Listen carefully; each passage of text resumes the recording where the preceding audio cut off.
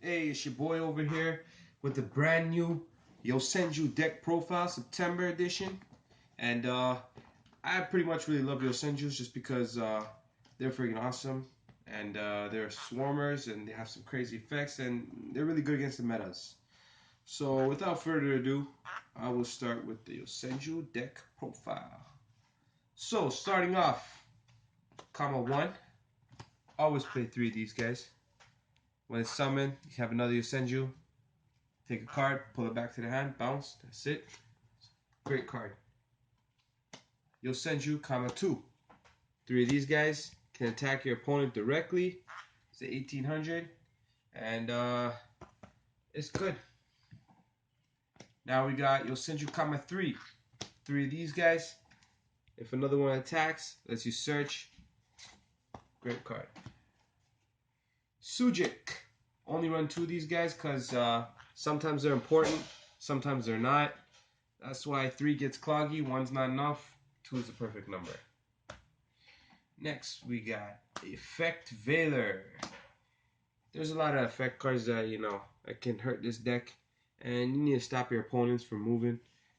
A lot of decks nowadays involve monster effects, so Effect Veiler can really put you on the right track and stop an opponent's play. Next, we got Thunder King Rayo. This card is amazingly awesome. Just because when it's summoned, nobody's adding cards from their deck to their hand. And I guess the only cards that let you do that is Tanky. So yeah, but you know what? It doesn't hurt you that bad. You also got if they special summon, you can tribute this card, negate the special summon. It's just it has too much good purposes, and it's a 1900, and it's a level 4. It has great synergy with this deck. Next, we got Gravekeeper's Commandant. Now this card is crazy just because you can tribute this card and bring out Necro Valley. A lot of decks nowadays are hurt by Necro Valley. So that's your key to Necro Valley right there. And if you drew Necro Valley first, then you know what? You got yourself a 2100. It gives 500 to this guy, and he's a level 4 too. Great synergy with the deck. So those are my monsters. Now we'll be moving on to spells. First, I run 3 MSTs. This deck is very heavily reliable on back row, so you protecting your back row and your monsters, I mean, there's nothing more priority than that. So MST comes a long way by breaking those cards. I mean, I was versing a Harpy deck the other day, and the man summoned Harpy's Hunting Ground. Every time he'd summon, he'd pop one of my back row. When I drew this card, I swear to God, I felt like I had a new life. This card is awesome. Next, we got, sorry about that, we got Tenki. Oops. Sorry about that. There we go. Tenki. This card, great. Bring out your any Yosenju, and it'll add 100 attack. Not much, but you know what? Sometimes you can get over certain cards. Its main purpose is just search, pretty much. But I mean, it really helps out with the deck. Next, we got 3 Pot of Dualities. This is just amazing with the deck. Just because you're not special summoning. So, I mean, this card is awesome. Lets you see 3 draws into the future. And you know what? You get to pick whatever you want, shuffle your deck, and it's amazing.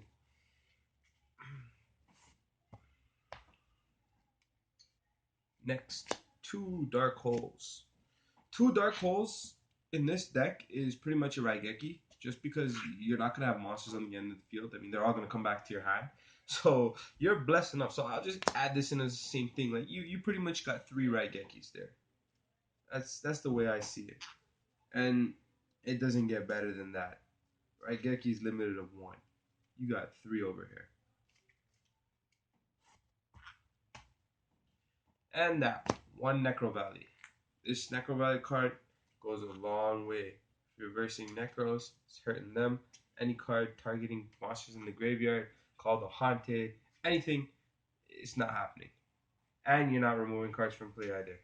So All those special summons that require you to banish, BLS, all that, no. None of them's happening. Next, now we're moving on to our trap cards. We got 3 Mirror Force. Reason why I run this, you got nothing on the field. I mean, Yosenjus are coming back to your hand. You need to protect yourself somehow. You'll be taking some serious beating on life points.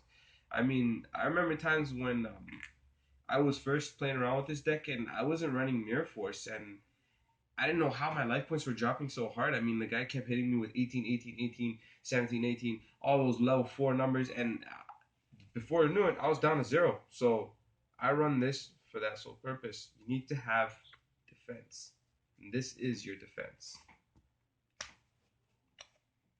Now I got an absolutely amazing card. Lose a turn. This card has saved my so much times. And I'm telling you right now, this card goes a long way. Any special summon, straight to defense. There are special summons out there that will really hurt you. And this buys you time. It just gives you control of the field. It lets you just do so much. And since you're not special summoning, it's literally just really locking down your opponent and not you. So this card is a plus up for you and a minus for your opponent. That's why I use this card. Next, we got Yosenju Secret Move. Don't run 3, don't run 1. 2 is the perfect number. Monster effect, spell, or trap activate that's going to target my Yosenjus? Nah. It's not targeting anything. It's getting destroyed and it's negated. This card's absolutely amazing. This card's like comparable to Stellar Nova for Teller Knights, except you don't draw a card. And I mean, it's just, it's amazing. All right, now we just got the 1-up, so we run that 1 bottomless, just for you know the purpose. It's pretty self-explanatory. Then we got that 1 magic cylinder. Okay, we got that ring of destruction. Got that 1 solemn warning. And we got 1 fiendish chain. And we got Macrocosmos. And this card is, I mean, it's amazing. It goes against so much meta decks. All cards are gone to the graveyard. I mean, banished instead. Great thing is this card doesn't conflict with Necro Valley. Actually, at first I thought it did because Necro Valley doesn't allow you to remove cards from play, but it doesn't allow you to do it while they're in the graveyard.